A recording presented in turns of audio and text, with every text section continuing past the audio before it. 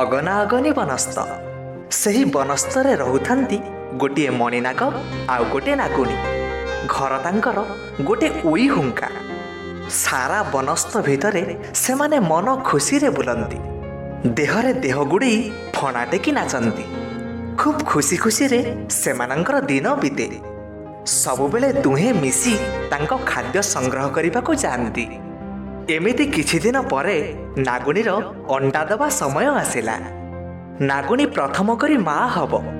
ଏଣୁ ମନ ତାର ଖୁସିରେ ନାଚି ଉଠୁଥାଏ। ପେଟରେ ଅଣ୍ଡା ଥିବାରୁ ସେ କୁଆଡ଼େ ଚାଲି ବୁଲି ପାରୁନଥିଲା। ଦିନ ସାରା ସେହି ଉଇହୁଙ୍କା ଭିତରେ ଶୋଇ ରହୁଥିଲା। ନାଗ ଏକା ବୁଲିଚରି ଦୁହିଁଙ୍କ ପାଇଁ ଖାଦ୍ୟ ସଂଗ୍ରହ କରିବାକୁ ହୁଙ୍କା ଛାଡ଼ି ବାହାରକୁ ଯାଉଥିଲା। ଥରେ ଏମିତି ଏକା ଏକା ନାଗଟି ଜଙ୍ଗଲରେ ବୁଲୁଥିଲା ବେଳେ ହଠାତ୍ ଶୁଭିଲା ଏକ ମଧୁର ସ୍ୱର।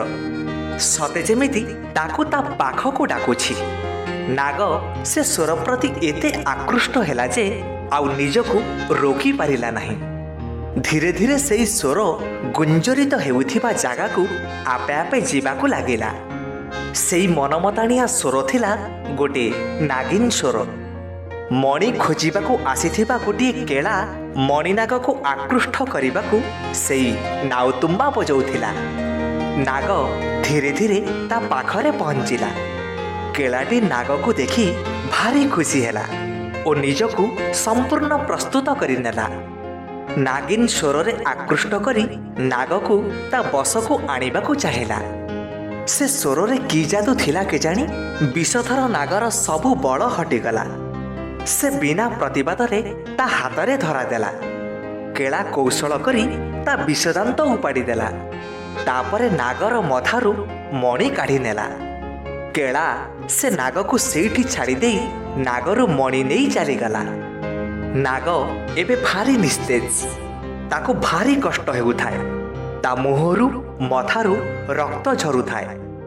ସରଳ ନାଗ ନିଜେ ବୁଝିନଥିଲା ତା ଦେହରେ ଏତେ ମୂଲ୍ୟବାନ ପଦାର୍ଥ ଅଛି ଯାହା ମଣିଷ ଖୋଜୁଛି, ଆଉ ତା ଦେହରୁ ଏସବୁ ନେବାକୁ ଏତେ ସବୁ କୌଶଳ କରିଛି। ନାଗ ଆହତ ଅବସ୍ଥାରେ ସେଇଠି ପଡ଼ି ରହିଲା। ତାର ନାଗୁଣୀ କଥା ଭାରି ମନେ ପଡ଼ିଲା। ଧୀରେ ଧୀରେ ସନ୍ଧ୍ୟା ମାଡ଼ି ଆସୁଥାଏ। ନାଗ ଘୁଷୁରି ଘୁଷୁରି ବହୁତ କଷ୍ଟରେ ଯାଇ ଉଇହୁଙ୍କା ପାଖରେ ପହଞ୍ଚିଲା। ଦୁଆର ମୁହଁରେ ଥାଇ ନାଗୁଣୀକୁ ଡାକିଲା।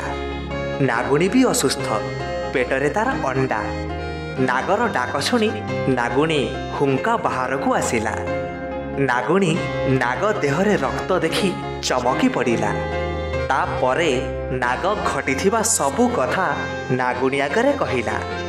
ଆଉ ସେ ନାଉତୁମ୍ବାର ନାଗିନୀ ସ୍ୱର ସମ୍ପର୍କରେ କହି ତାକୁ ସଚେତନ କରିଦେଲା।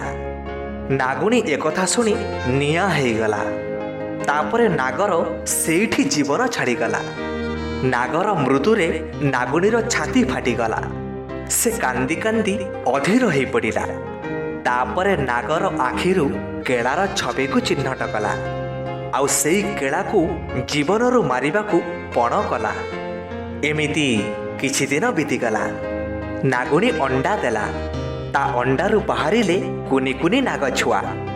ନାଗୁଣୀ ତା ଛୁଆଙ୍କୁ ପାଇ ଖୁସି ହେଲା। ହେଲେ ନାଗୁଣୀ ଆଖିରେ ସବୁବେଳେ ସେଇ ଦୁଇଟି ଛବି ନାଚି ଉଠୁଥାଏ। ଗୋଟିଏ ନାଗର ମୃତ ଶରୀର, ଆଉ ଗୋଟେ କେଳାର ଛବି।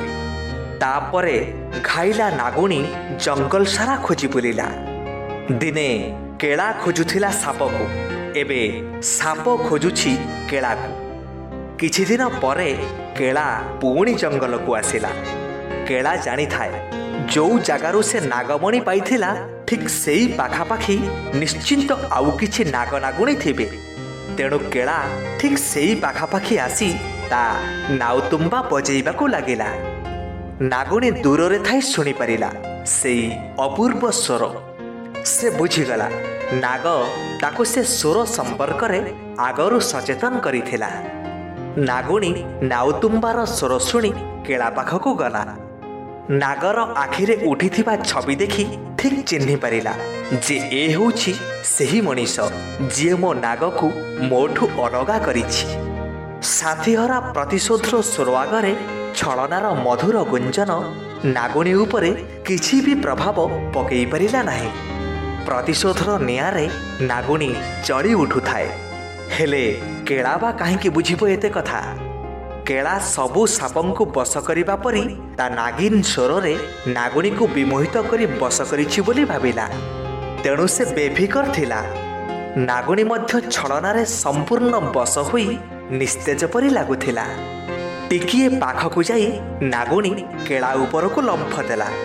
କେଳାକୁ ଦଂଶନ କଲା। କେଳାକୁ ଆଉ ପ୍ରତିରୋଧ କରିବାକୁ ସମୟ ଦେଲା ନାହିଁ।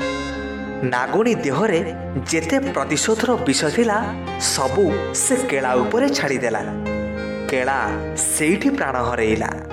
ହେଲେ ନାଗୁଣୀର କରୁଣ ରୋଦନରେ ସାରା ବନସ୍ତ କମ୍ପି ଉଠୁଥିଲା। କେଳାକୁ ମାରି ନାଗୁଣୀ ନାଗର ପ୍ରତିଶୋଧ ନେଲା ସତ, ହେଲେ ତା ନାଗକୁ ଆଉ ଫେରି ପାଇଲା ନାହିଁ। ତେଣୁ ପିଲାମାନେ ନିଜ ଆତ୍ମୀୟଙ୍କ ବା ସବୁଠୁ ପ୍ରିୟ ମଣିଷଠୁ ସବୁଦିନ ପାଇଁ ଦୂରେଇ ରହିବାର କଷ୍ଟ ସିଏ ଜାଣିଛି, ଯିଏ ନିଜର ସବୁଠୁ ଆତ୍ମୀୟଙ୍କୁ ହରେଇଛି। ଏଣୁ ଆମେ ମଣିଷମାନେ ଯେମିତି, ପଶୁପକ୍ଷୀ କୀଟପତଙ୍ଗ ସରୀସୃପମାନେ ମଧ୍ୟ ଠିକ୍ ସେମିତି। ସମସ୍ତଙ୍କ ଭିତରେ ତାଙ୍କ ଆତ୍ମୀୟଙ୍କ ପାଇଁ ସମାନ ଭଲ ପାଇବା, ସମାନ ସ୍ନେହ ଆଉ ସମାନ ଆଦର। ଏଣୁ ଆମେ କାହାକୁ ସ୍ୱୀକାର କରି କେବେ ବି କାହାଠୁ ଅଲଗା କରିବା ନାହିଁ। ଯଦି ଆମେ କାହା ମନରେ ଦୁଃଖ ଦେବା, ଆଘାତ ଦେବା, ତେବେ ସେଇ ଫଳ ଦିନେ ଆମକୁ ବି ଭୋଗିବାକୁ ପଡ଼ିପାରେ।